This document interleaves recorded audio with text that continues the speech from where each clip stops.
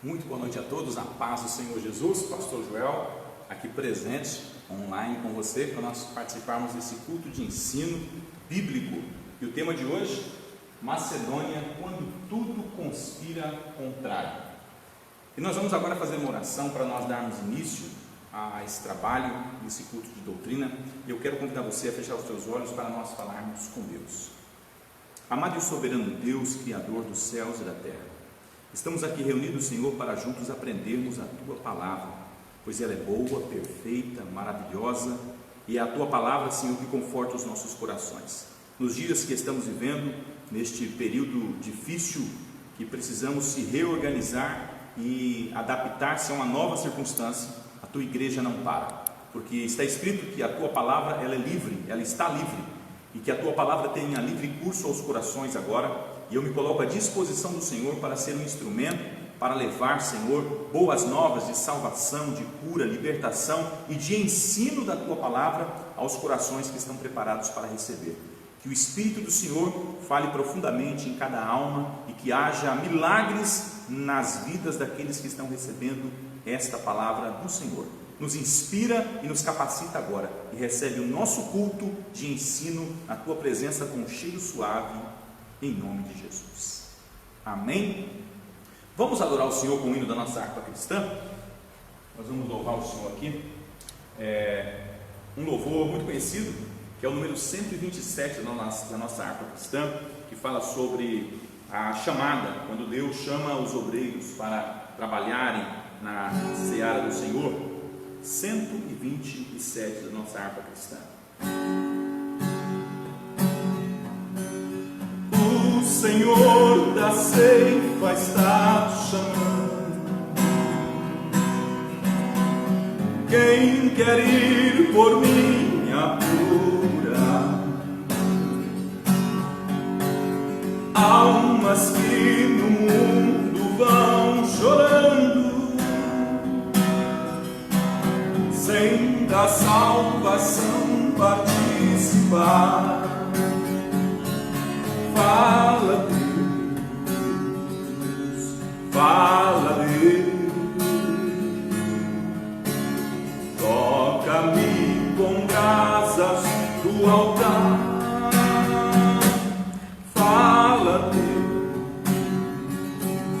fala Deus, sim, alegre, atento ao teu mandar. Deus se aproximando, considera-se um pecador, mas o fogo santo queimando torna útil para o seu Senhor. Fala Fala Deus, toca-me com brasas do altar. Fala Deus, fala Deus, sim, alegre, atento ao teu mandar. Muitos são os que vão expirando, sem ter esperança de viver. Vai depressa lhes anunciando que Jesus os leva para o céu. Fala Fala Deus, toca-me com brasas do altar. Fala Deus, sim, alegre, atento ao teu mandar. Breve os trabalhos serão findos,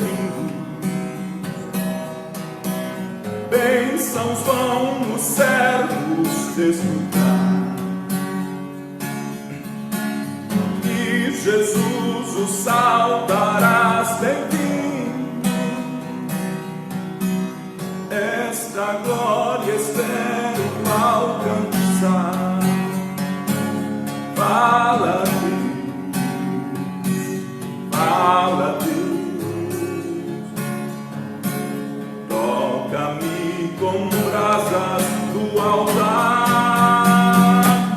Fala, Deus, fala, Deus, sim. Amém? Louvado seja o nome de Jesus. Glória a Deus. Bom, nós vamos estudar agora a palavra do Senhor. Eu convido você a pegar a tua Bíblia para nós lermos agora um texto das Escrituras Sagradas. Nós vamos ler alguns textos para nós estudarmos, ok? Nós vamos começar com a leitura da segunda carta do apóstolo Paulo à igreja de Corinto. Segunda carta do apóstolo Paulo à igreja de Corinto, capítulo 1. Nós vamos ler do verso 1 até o verso de número 15. Se você quiser ficar de pé aí na sua casa em reverência à palavra, nesse culto de ensino, onde estamos juntos aprendendo a palavra de Deus. Logo após a filmagem desse trabalho, eu vou estar respondendo para os irmãos que estão participando, amém? Segunda carta do apóstolo Paulo à igreja de Corinto, capítulo de número 8, do verso 1 a 15, diz assim: Agora, irmãos, queremos que vocês tomem conhecimento da graça que Deus concedeu a igrejas da Macedônia, no meio da mais severa tribulação. A grande alegria e a extrema pobreza deles transbordaram em rica generosidade, pois dou testemunho de que eles deram tudo quanto podiam, e até além do que podiam. Por iniciativa própria, eles nos suplicaram insistentemente o privilégio de participar da assistência aos santos. E não somente fizeram que esperávamos, mas entregaram-se primeiramente a si mesmo ao Senhor, e depois a nós, pela vontade de Deus. Assim encomendamos a Tito que, assim, esse ato de graça da parte de vocês, todavia, assim como vocês se destacam em tudo, na fé, na palavra, no conhecimento, na dedicação completa e no amor que vocês têm por nós, destaquem-se também neste privilégio de contribuir. Não lhes estou dando uma ordem, mas quero verificar sinceramente do amor de vocês, ou a sinceridade do amor de vocês, comparando com a dedicação dos outros, pois vocês conhecem a graça de nosso Senhor Jesus Cristo, sendo rico, se fez pobre por amor de vocês, para que por meio da sua pobreza vocês se tornassem ricos. Este é o meu conselho: convém que vocês contribuam, já que desde o ano passado vocês foram os primeiros, não somente a contribuir, mas também a propor este plano. Agora completem a obra, para que a forte disposição de realizá-la seja igualmente pelo zelo em concluí-la, de acordo com os bens que vocês possuem, porque se há prontidão, a contribuição é aceita de acordo com aquilo que alguém tem, e não de acordo com o que não tem. Nosso desejo não é que os outros sejam aliviados enquanto vocês são sobrecarregados, mas que haja igualdade. No presente momento, a fartura de vocês suprirá a necessidade deles, para que, por sua vez, a fartura deles supra a necessidade de vocês. Então haverá igualdade, como está escrito: quem tinha recolhido muito não teve demais, e não faltou a quem tinha recolhido pouco. Amém? Nós vamos estar comentando nesta aula, nessa palestra com vocês, a respeito da Macedônia. E eu escolhi esse tema, o Senhor me assentou no coração de compartilhar com vocês, quando tudo conspira contrário. Exatamente o quadro que estamos vivendo agora, não só no nosso Brasil, mas em todo o mundo, em particular a nós aqui em Caraguatatuba. Quando é necessário ir à rua ou ao supermercado buscar alguma coisa para o suprimento, você observa os mercados fechados, a preocupação das pessoas, como vai ser, se vai continuar, se não vai, quem tem, quem não tem. E nós conseguimos observar nas pessoas agora o quê? Algumas pessoas estão procurando reter o máximo que pode para sobreviver, e outros estão preocupados com aqueles que não têm como sobreviver. Eu aprendi com um sábio que um homem esperto construiu uma barraca na mata e ele sobreviveu. Um homem inteligente construiu uma cabana maior e salvou a família inteira. E um homem sábio construiu uma aldeia e salvou todo um povoado. E eu pergunto, qual dos três está certo? Todos os três, porém com um propósito diferente. Um pensando em si próprio, que não está errado. O outro pensando na família, que também não está errado. E o outro que pensou na comunidade, que também não está errado. Agora eu te pergunto, qual dos três atingiu um maior número de pessoas? O sábio, que se preocupou em ajudar outras famílias. Então, este é o contexto do nosso Brasil agora. E quem sabe a comunidade que você participa também não está vivendo isso. E nós precisamos agora abrir o coração para viver o milagre de compartilhar e ver Deus multiplicando aquilo que era pouco, Ele transformando em muito. Haja visto que uma única semente de milho plantada, ela pode produzir de 2 a 3 espigas, e vai dar aí, cada espiga na média de 300 grãos, né? Cada anel daquele de milho, dá mais de 15 milho, dá de 15 ou mais grãos, cada anelzinho daquele. Então cada espiga vai dar na média de 300, né? Grãos ou mais. Então se der 3 espigas num pé de milho, ele pode produzir até próximo de 1000 grãos, correto? Mas ele tem que ser plantado. Ele tem que ser plantado. E quem planta não colhe aquele milho, ele vai colher do que se produzir, ou seja, no futuro. Então, quando nós abrimos o coração para ajudar as pessoas, e hoje eu recebi já algumas pessoas me ligando, dizendo: olha, pastor, se alguém estiver precisando de algo, nos comunique.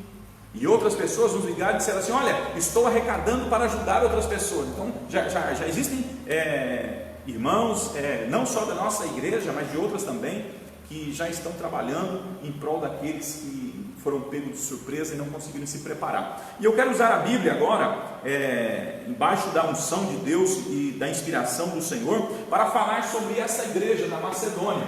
Observe aqui um mapa, tá? Esse aqui seria o mar Mediterrâneo, ok? Aqui está a parte da Ásia, aqui abaixo seria o Oriente Médio, tá? Aqui a África, e do outro lado do mar, aqui a região da Macedônia e a Caia, para cá a Europa, tá bom? Então aqui é o mundo antigo, o período do apóstolo Paulo, ok? E vamos ver o nascimento dessa igreja. O nascimento dessa igreja, nós vamos encontrar em Atos capítulo 16, gostaria que você abrisse aí, em Atos capítulo 16, do verso 6 até o versículo 11, Atos capítulo 16, do verso 6 ao 11, é o nascimento da igreja na Macedônia. Enquanto você encontra, eu vou tomar um copo d'água.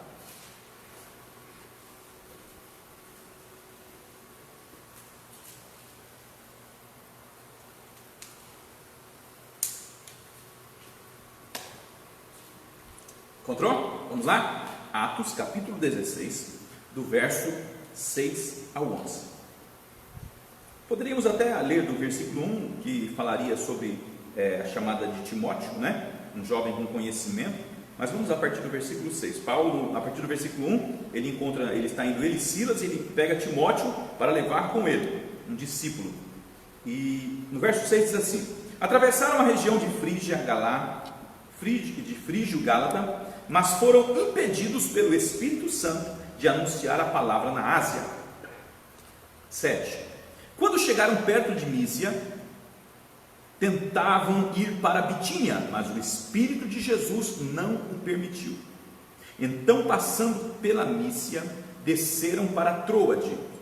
De noite, Paulo teve uma visão.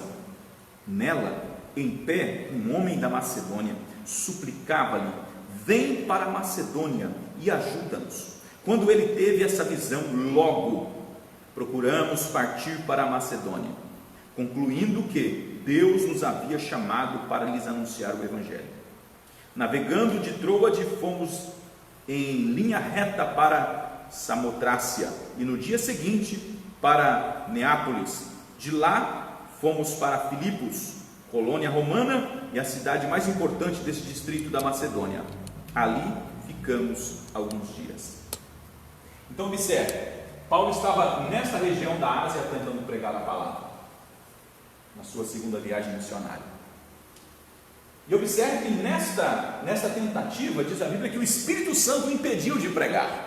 Peraí, ele estava no propósito de pregar a palavra, que era algo de Deus, um projeto de Deus, mas houve uma região que ele foi pregar, que o Espírito Santo o impediu, e ele insistiu. Aí aparece o Espírito de Jesus, e o bloqueia também. Aí ele fala, peraí, eu estou batendo contra Deus. Sabe que às vezes, você está fazendo a obra de Deus, um projeto de Deus, mas não do modelo de Deus. De repente não no tempo e às vezes não no local certo. Às vezes você está fazendo a vontade de Deus, porém não no local certo. E aí ele foi bloqueado pelo próprio Deus. Tem coisas que não é o diabo, não é a circunstância, é o próprio Deus que permite uma situação para que você busque a direção. Correto? É semelhante quando o homem está dirigindo, né? Já percebeu a diferença do homem e da mulher dirigindo? O homem dirigindo, quando ele erra o caminho, agora tem GPS e tal mais, né? Mas quando ele erra o caminho, aí a mulher está do lado e fala assim, olha, bem, você errou. Ele fala, não, estou no controle, fique tranquilo. Aí ele vai, para no posto de gasolina, desce, vai lá no frentista e fala, rapaz, me perdi e tal. E o frentista anuncia onde é a direção, ele volta, pega o carro e fala, não, está tudo sob controle, né? E aí ele tenta acertar o caminho, né? E se a mulher perceber, ela diz assim, eu te falei. Né, aquela fase que ela fala profética da mulher quando você erra, eu te falei, né? Todas as mulheres falam isso. Mas quando a mulher erra, a mulher está dirigindo quando ela erra, ela para o carro, puxa o freio de mão, liga o pisca-alerta, abre as portas, sai gritando, alguém me ajuda, alguém me ajuda, alguém me ajuda. E aí alguém para e ela já acha o caminho de volta, rapidamente. Então foi o que Paulo fez, ele tentou e Deus o impediu. Aí o que ele fez? Foi orar. Alguma coisa está acontecendo. Quando você sentir um bloqueio, vai orar, fale com Deus. E Paulo então começou a buscar a Deus. Lucas está narrando isso. E ele começa a buscar a Deus pedindo direção. E então ele tem uma visão. E na visão ele enxerga um macedônio, alguém desse lugar. Ele está aqui. Ele enxerga alguém aqui da Macedônia, tá? Falando com ele. Passa para cá e ajuda-nos. Então ele estava nessa região da Ásia. E ele enxerga um homem aqui na Macedônia dizendo para ele, passa para cá e nos ajuda. Olha a diferença, irmãos. Aqui na Ásia, ele tentava pregar e o Espírito de Deus o bloqueava. Jesus o impedia, não deixou ele pregar. Resistência. Já na Macedônia, alguém está dizendo, por favor, vem pregar para mim. Olha que interessante.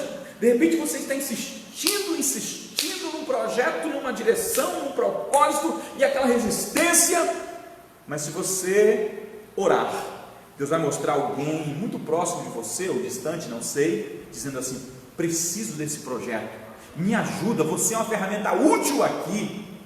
Então aí, você precisa de direção, e é na oração. E então Deus dá essa visão para Paulo, e aí Lucas narra o seguinte, logo, ou seja, recebeu a visão, logo partimos em direção a Macedônia. E aí Lucas vai junto, ele está narrando, escrevendo, vai junto, ele é o médico que acompanha Paulo, né? Se converteu na viagem.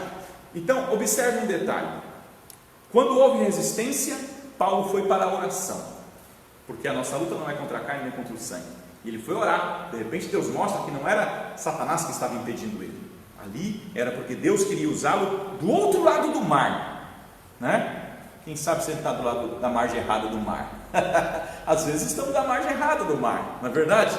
E aí, lembra dos discípulos? Eles estavam numa margem e Jesus disse assim, entra no barco e passamos para o outro lado. E eles foram ouvir a tempestade, Jesus entra no meio da tempestade, acalma tudo, eles chegam do outro lado, lá está quem? O endemoniado gadareno para ser liberto, e Deus faz uma grande obra do outro lado. Então às vezes é necessário passarmos para o outro lado. Agora o apóstolo Paulo recebe esta visão, e ele não faz mais campanha de oração. Assim que ele recebe a visão, ele age. Aqui vai entrar a fé. Nós oramos até Deus dar a visão. Após ele falar com você, seja em profecia, na palavra, num conselho, numa visão, não sei de que maneira que Deus vai falar com você, mas após Deus falar com você, aí você tem que ter uma atitude. atitude, ação, porque se você não agir, é porque você não creu naquilo que Deus falou. Então a ação, ela vem após a direção, ok? Paulo estava em ação, na direção errada. Quando ele orou, Deus deu a direção. Agora ele começa a agir na direção e tudo começa a fluir, né? Aí então nasce a igreja na Macedônia. É claro que a primeira região que ele chega lá já é Filipos, que é uma dos lugares principais daquela região, né? Uma cidade muito rica e tal. E lá ele acaba sendo preso. Aí ele foi preso. Ele e Silas apanharam muito, não é? Mas lá no cárcere eles viram a glória de Deus. Imagine eles presos, com os pés no tronco. Os pés no tronco eram os pés esticados para frente, né? No tronco não podia se mexer. Cãibras, as costas encostadas no paredão gelado, né? No subsolo ali, aquele frio nas costas, friagem muito grande, escuridão, dores porque apanharam. E eles começam a louvar a Deus, um louva e outro ora. De repente a glória de Deus desce, o próprio Deus desce naquele cárcere, abala as estruturas e liberta. E o carcereiro é salvo com toda a sua casa, e Deus começa uma grande obra naquele lugar. Assim nasceu a igreja da Macedônia. Depois Paulo percorre todo aquele lugar até a Caia, que é a região de Corinto, e então nasce uma igreja várias igrejas nessa região. Esse foi o nascimento dessa igreja, ok? Foi numa das viagens missionárias de Paulo. Em Atos capítulo 11, nós vamos ouvir falar, não vou ler aqui, nós vamos ouvir falar de uma fome que houve em Jerusalém. E agora o apóstolo Paulo, né, ele retorna, sempre que ele fazia a viagem, ele retornava. Um ponto importante, ele saía aqui da região de Antioquia, que era a sua igreja, né, que era uma congregação da sede de Jerusalém. E ele saía de Antioquia, fazia as viagens missionárias, pregava e tal. Depois ele voltava para Jerusalém, prestava um relatório, voltava para Antioquia, viajava novamente. E ele parava em Jerusalém, prestava relatório, porque ele era um obreiro submisso. E então ele faz essa viagem e ele fica sabendo que em Jerusalém, na capital, haveria uma grande fome. Houve uma profecia. E a profecia, ela é uma luz que mostra o que vai acontecer. Mas aí é comparado ao farol do carro. Um farol, se ele apontar que há um poste na sua frente, vai depender de você frear ou não. O farol não vai te tirar do poste, ele só vai te mostrar que é um poste. Então a profecia, ela traz uma luz para o que vai acontecer no futuro. E para isso você então agora se prepara. Você se prepara para aquela situação. E houve uma profecia: em Jerusalém haverá fome. E Paulo poderia dizer assim: tudo bem, não congrega em Jerusalém. O que eu tenho a ver com os irmãos de Jerusalém, né? Eu estou fazendo a obra missionária, estou viajando, estou pregando em as igrejas que me apoiam, né? Antioquia, que é a igreja onde eu fui enviado e tal. O que eu tenho a ver com Jerusalém? Mas ele ficou preocupado e então resolve enviar cartas para as igrejas junto com os seus obreiros, para que eles pudessem contribuir e ajudar nesta obra. E aqui na Caia, onde está a igreja de Corinto era a igreja portuária, né, na beira da praia. Lá havia muitas confusões, né? Foi uma das igrejas que Paulo mais se desgastou. Parece que ele derramou mais amor naquela igreja, foi a que ele mais sofreu também. E Deus derramou todos os dons naquela igreja. É uma igreja muito rica dos dons, né? E é porque tinha muita confusão, então Deus tinha que mandar muito poder para poder quebrar aquelas confusões. E Paulo percebe que os irmãos de Corinto estavam um pouco em falta naquela campanha para ajudar a igreja de Jerusalém. Estavam em falta.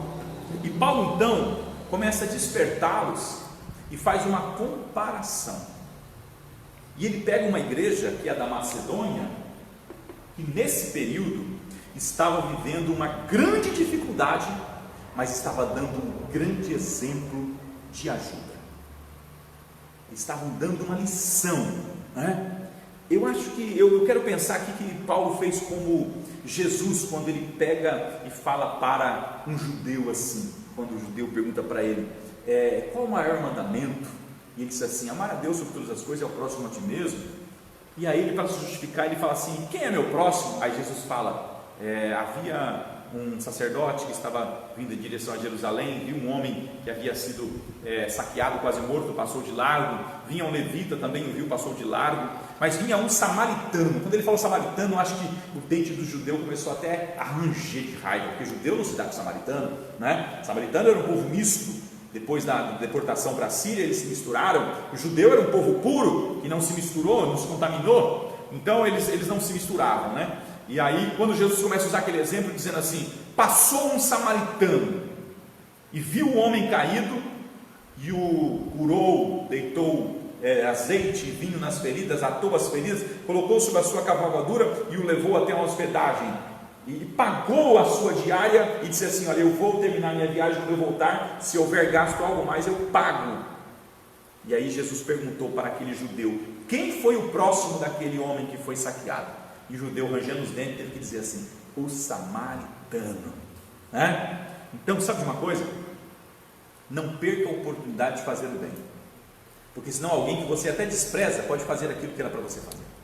Então Paulo começa a usar agora a igreja da Macedônia para dar uma lição, tá? Na igreja de Corinto, que ele investiu muito mais do que aqui.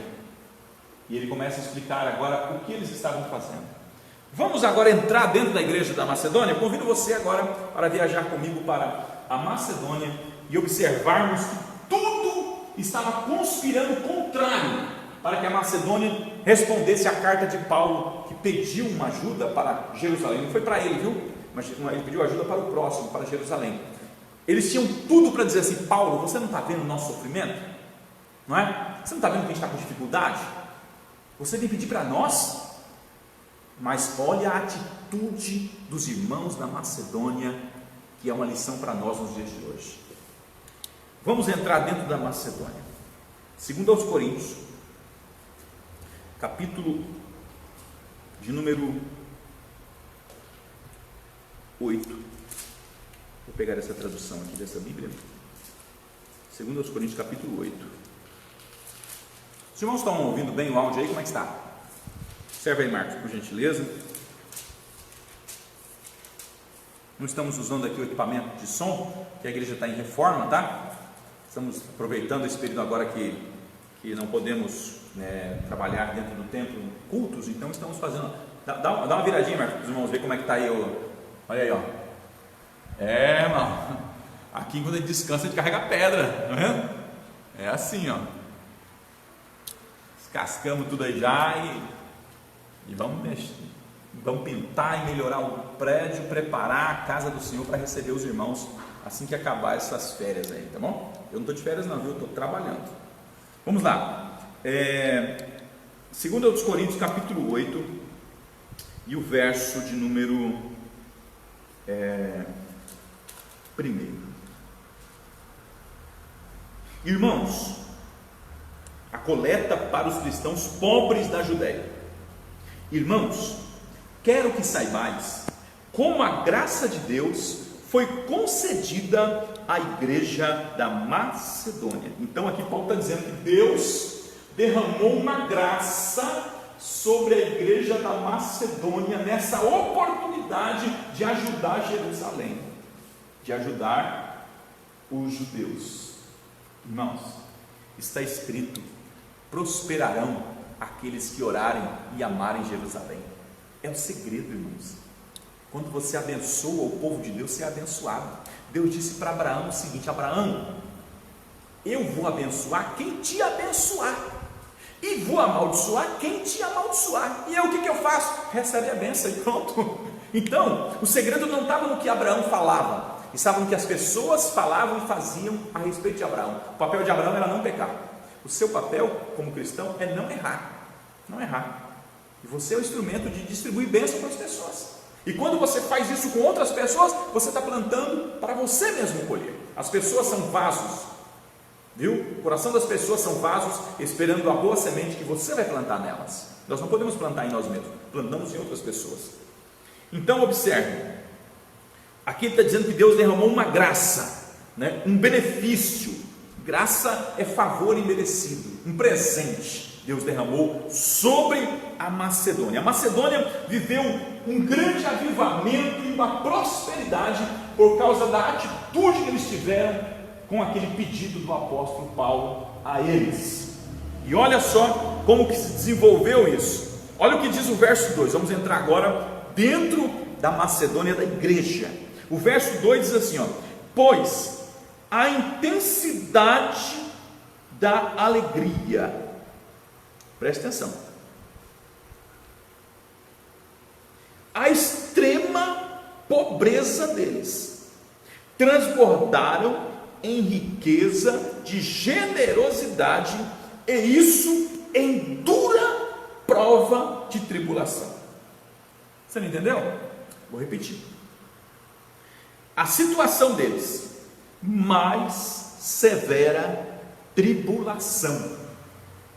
Não era uma ondazinha de dificuldade, não era uma tribulação, a mais severa tribulação. Estava tudo balançando, a luta. Sabe quando você entra dentro de um ringue, que você derruba um gigante, entra outro, derruba um, entra dois, derruba o leão, vem o urso, derruba o urso, vem o trator, termina o trator, vem o tsunami, é um atrás do outro. Era assim que eles estavam, uma guerra em cima da outra, e derrubava um e vencia e caía, e aquela luta, muita coisa ao mesmo tempo. Eles estavam numa severa tribulação, num tempo difícil. E diz também que no meio dessa tribulação, eles estavam com grande alegria. Mas peraí, como que um povo que está no meio de uma tribulação pode estar alegre? Como isso? É o seguinte, existe 3 tipos de alegria: alegria no corpo, alegria na alma e alegria no espírito. Alegria no corpo é aquilo que traz prazer à sua carne.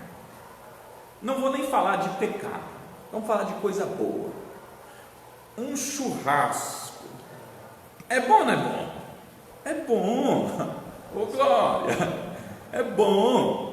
Isso é para quem? Para a carne, correto? Vou falar de coisa boa, que a carne também pega umas coisas boas, né? Churrasco. Então, só que o churrasco ele acaba. Então a alegria na carne, ela passa rápido. A alegria na alma, a alma é a sua personalidade, tá? É a sua pessoa, e ali envolve sentimento e razão. A alegria na alma é um desejo realizado, ok? Um sonho pessoal. Por exemplo, Ana orou para que Deus lhe desse um filho. Isso era um desejo da sua alma, e Deus lhe concedeu. Então, quando Deus realiza um desejo na sua alma, ele é maior, ele perdura por mais tempo do que a alegria da carne, certo? Mas também não é infinito, porque o filho nasce, cresce, reproduz, se casa e morre, né? Tem um tempo. Então Ana não está se alegrando até agora porque Samuel nasceu, não, até porque depois teve mais 5 filhos, não deu mais nem lembrar de Samuel, entendeu? Então é assim. Foi uma alegria que durou um tempo maior, alegria na alma. Comprar uma casa, comprar um carro, arrumar um emprego, né? Alcançar um ministério, um desejo pessoal. Então, quando você realiza um desejo pessoal, você então trouxe uma alegria na alma. Mas existe uma alegria que não é no corpo nem na alma, é no espírito. Que alegria é essa? Ela está lá em Gálatas capítulo 5, quando fala sobre as obras da carne e o fruto do espírito. O fruto do espírito é como se fosse uma laranja com 9 gomos. E está lá: amor, alegria e paz, ou gozo, né? Que é a alegria. Que alegria é essa?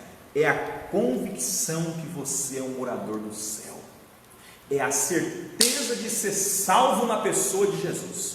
Quando você tem essa certeza de salvação, a tua alma, o teu espírito se enche de tanta alegria, que tanto faz se tem churrasco, não tem churrasco, se tem emprego, se não tem emprego, não importa, você está satisfeito, porque o céu é seu, você vai para o céu, você foi livre do inferno, e tem convicção que você vai morar no céu de glória. Essa é a certeza do cristão, e essa é eterna, entendeu? Essa é eterna. Então, o que estava trazendo essa alegria para esse povo? Porque eles tinham certeza que era salvo na pessoa de Jesus. E eu pergunto para você: tem certeza de salvação? Se não, dobra o joelho e aceita Jesus agora. para Ele salvar. Então, essa alegria ninguém pode roubar de você. O emprego, alguém pode tomar o seu lugar. O carro, você pode receber uma multa e tal, e bater e acontecer alguma coisa com esse seu carro. Você pode vender, né? Melhor vender. Mas a alegria, a alegria do Espírito de salvação, ninguém pode tirar de você. E é para eternidade. Guarda isso para você. Eles tinham essa alegria. E a situação financeira deles, que era a parte que Paulo pediu para eles ajudarem. Extrema pobreza. Olha,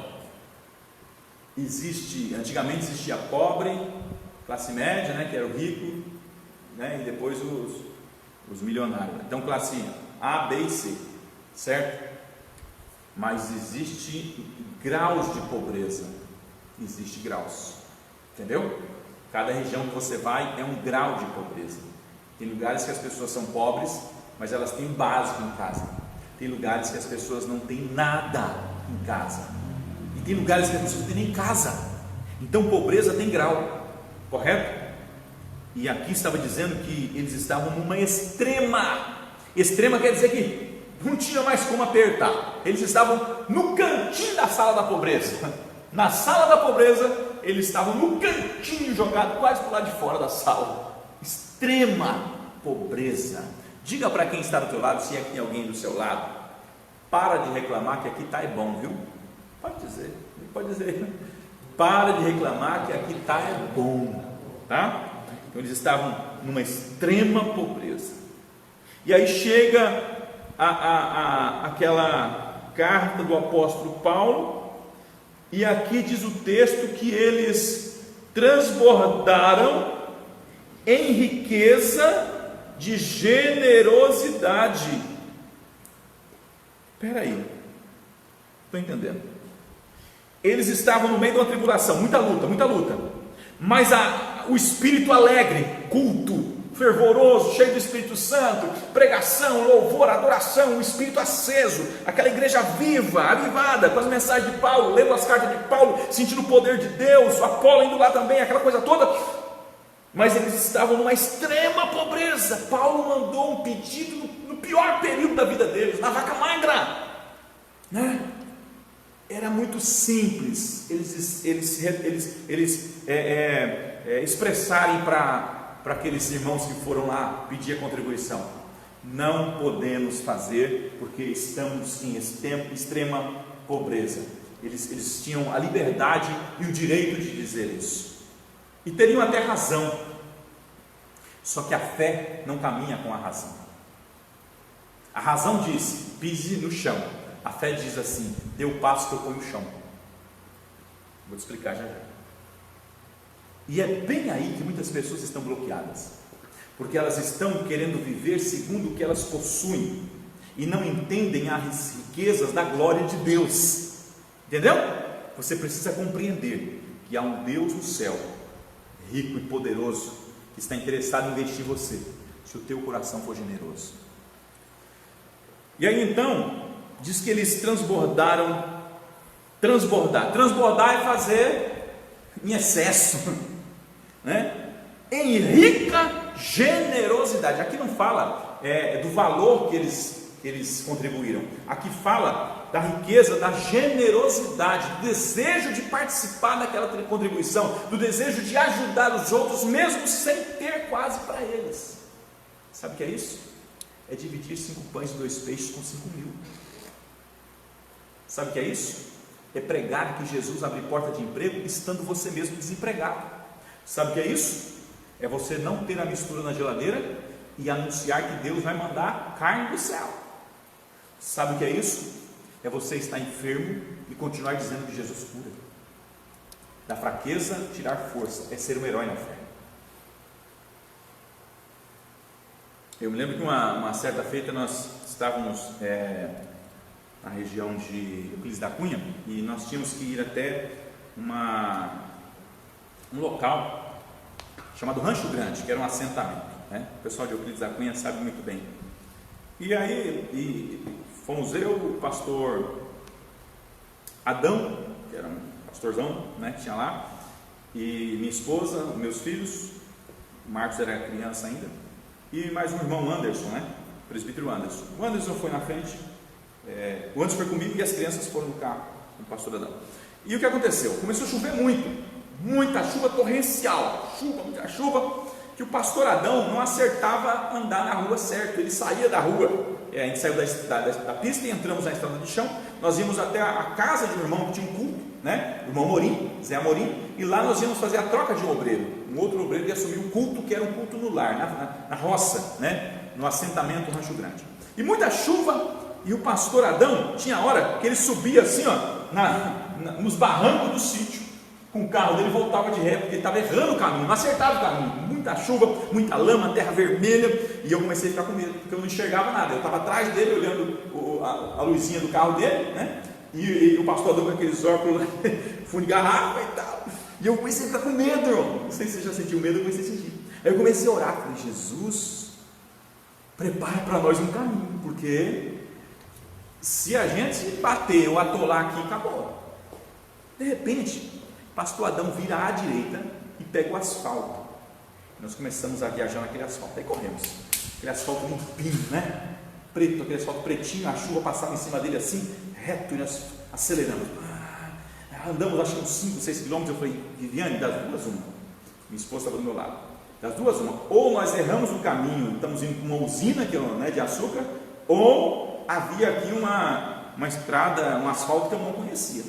Quando nós todos, culto, e aí, quando nós fomos começar o culto, a minha esposa disse para o pastor Adão assim: pastor Adão, graças a Deus que o senhor encontrou esse asfalto, né? E o pastor Adão perguntou: que asfalto?